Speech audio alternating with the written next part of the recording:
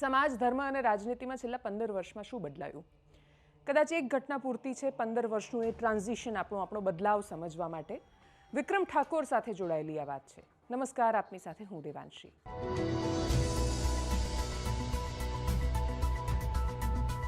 વિક્રમ ઠાકોર હવે માત્ર ફિલ્મ, કલા કે એને સાથે સંકળાયેલું નામ નથી રહ્યા. હવે એ ઠાકોર સમાજની અસ્મિતા સાથે જોડાઈને એક એવો ચહેરો બની ચૂક્યા છે કે 15 વર્ષમાં ફિલ્મોના માધ્યમથી એમની લોકપ્રિયતાનું ઘડતર થયું અને હવે એ પૂરી સંભાવના સાથે 2027ની ચૂંટણીમાં ઉતરી શકે છે. અને એટલે જ વિક્રમ ઠાકોર સાથે વાત હવે માત્ર ફિલ્મોને લઈને નથી થતી, કલામાં એમના યોગદાનને લઈને નથી થતી, હવે સમાજ અને રાજનીતિ બંનેને લઈને થાય છે.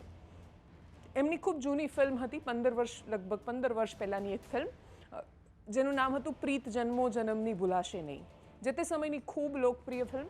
પ્રોડ્યુસરને થયું કે બહુ બધું રિલીઝ કરવાનો સમય છે, કેટલી બધી બોલિવૂડની ફિલ્મ છે કે જેને ફરીથી રિલીઝ કરાઈ રહી છે, જૂના હીરોઝ ફરીથી એક્ટિવ થઈ રહ્યા છે. વિક્રમ ઠાકોર જો કે 15 વર્ષમાં જૂના થયા નથી, એ 15 વર્ષ પહેલાં પણ એટલા જ રેલેવન્ટ અને જાણીતા હતા જેટલા આજે છે અને એટલા જ લોકપ્રિય છે.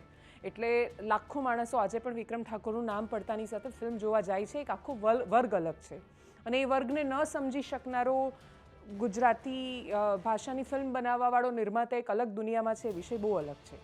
પણ એ ફિલ્મને રિલીઝ કરવાની વાત આવી, એનું પ્રમોશન શરૂ થયું ઇન્સ્ટાગ્રામ પર, ત્યારે એના ડાયલોગ વાયરલ થયા. એ ડાયલોગમાં સંવાદમાં રાજપૂત અને ઠાકોર સમાજનું નામ છે, જેમાં સંભવતઃ જે વિડીયોઝને ડાયલોગ પરથી સમજાઈ રહ્યું છે એમાં કે રાજપૂત સમાજની એક દીકરી સાથે વિક્રમ ઠાકોરને પ્રેમ થાય છે અને લઈ જવાની ને પછી એ લોકો લગ્ન કરવાની વાત કરે છે. સ્વાભાવિક છે કે સમાજને છોકરીના પિતાએ વિરોધ જ કરે અને વિરોધ કરે ત્યારે વિક્રમ ઠાકોર એક બે ડાયલોગ કહી રહ્યા છે. એ ડાયલોગમાં એ વાતનો ઉલ્લેખ કરવામાં આવે છે કે હું તમારા સમાજના આ લોકોના ચારે બાજુ મૃતદેહો બિછાવી દઈશ, હું લડી લઈશ મારા પ્રેમ માટે. પણ એ માત્ર પ્રેમ માટે હું લડી લઈશ ને હું હીરો છું એટલી વાત નથી થતી. એની અંદર એવું બોલાઈ રહ્યું છે કે હું ઠાકોર સમાજનો દીકરો છું. સામે દીકરી કોણ છે? તો કે દીકરી રાજપૂત સમાજની છે ને સમાજના ઉલ્લેખ આવે છે.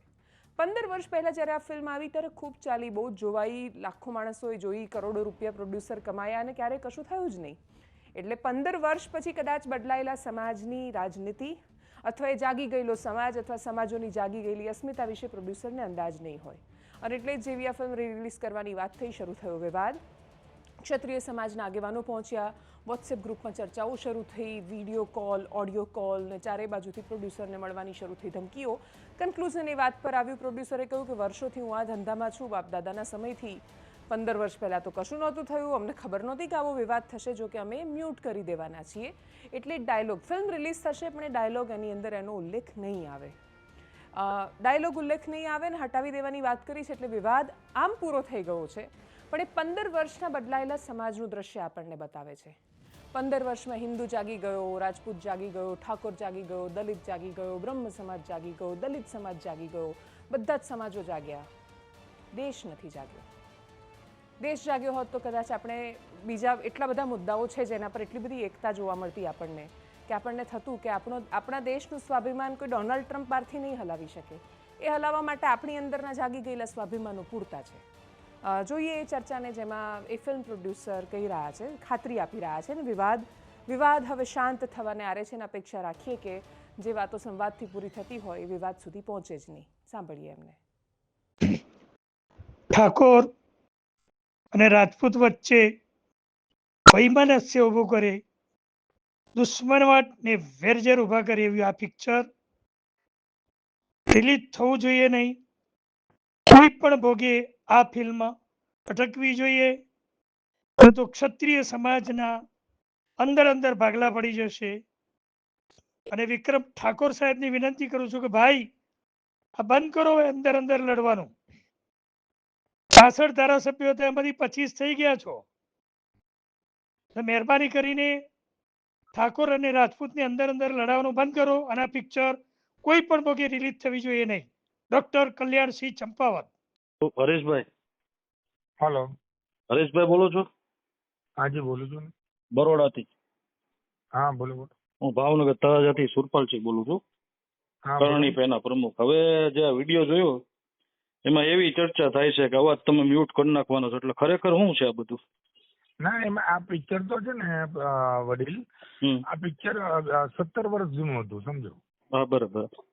એટલે નવું નથી, પણ અત્યારે ફરીથી જેને બી આપણે મેં 16-17 વર્ષ પહેલા વેચી દીધું હોય ને હમ. તો એ ફરીથી રિલીઝ કરતા હતા, પણ છતાં બી મારા બી બધા રાજપૂત સમાજના મિત્રો ઘણા છે, તો બધાએ મને કીધું કે આ મૂકતો એ ડાયલોગો જે રાજપૂત શબ્દ આવતો હતો ત્યાં મેં રાજપૂત બદલાઈને ઠાકોર કરાવી દીધું ડબિંગમાં.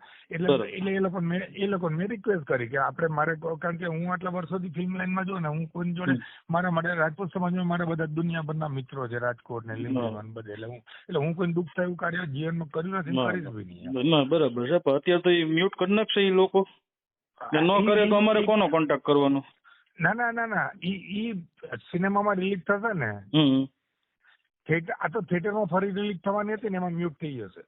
આમાં શું છે હરેશભાઈ, વારંવાર તમને કોઈ પૈસા કમાવો તો એક સમાજને ટાર્ગેટ કરવું આ યોગ્ય, તમારા મનથી કયો યોગ્ય વાત નથી.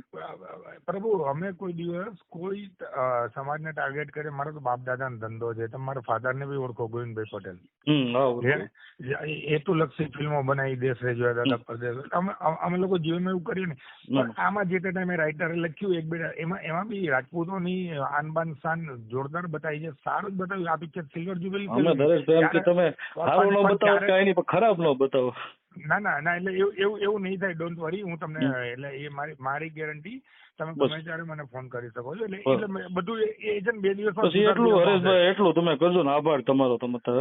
ના આભાર નહીં. અરે પ્રભુ, આભાર નહીં. તમે મારા બધા, તમે મારા ભાઈઓ જ છો, એટલે મારા માટે એવું કઈ નાત જાત છે જ નહીં. હું પટેલ હોઉં કે મારા માટે રાજપૂત, મારા એટલા જ મિત્રો છે. ના બરાબર છે. એટલે અમે કોઈ દિવસ એવું કાર્ય કરીએ નહીં કે જેનાથી કોઈની લાગણી દુભાય. ના ભલે, વાંધો નહીં હરેશભાઈ. હલો. હા બોલો.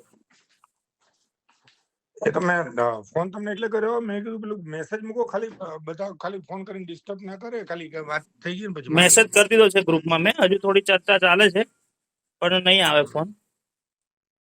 કારણ કે આ તો 17 વર્ષ જૂનું છે, ત્યારે કોઈને વાંધો નતો, અત્યારે કોઈને વાંધો આવ્યો, મને તો એ ખબર નહીં પડતી. હા એ જ વાત છે. મેં બધાને એ જ વાત કરી, મેં કીધું રિલીઝ થઈ ચુક્યું છે, મોબાઈલમાં બી આવી ગયું છે, હવે ફરી મતલબ નહીં એનો. અને હવે મેં કીધું વાત થઈ ગઈ છે મારી, મ્યુટ થઈ જશે. મેં કીધું એટલો ડાયલોગ જે છે વાંધાજનક, એ તો હું તમને, એ તો તમે આ બધાએ ના કીધું હોત ને, સાંભળો, તો બી વિક્રમે મને કીધેલું હતું મ્યુટ કરવાનો જ હતો, સમજો. એટલે એમાં કઈ, અને એ ટાઈમે કોઈ વાંધો નતો 17 વર્ષ પહેલા. અત્યારે ખબર નહીં, વાંધો પડ્યો તો હું મ્યુટ કરવાનો તો, આપણે કોઈ લાગણી દુભાવી બી નથી, સમજો. અને હું એવું કાર્ય નહીં કરતો, મારો તો બાપ દાદાનો ધંધો, તમને ખબર. બરાબર. એટલે ખાલી તમે એક મેસેજ એવો નાખ દો કે મને કોઈ ફોન ના કરે, તમારી જોડે વાત થઈ ગઈ મારે. કઈ વાંધો નહીં, મેં નાખી દઉં છું મેસેજ. નાખી દઉં, ફરી નાખી દઉં. હા ઓકે.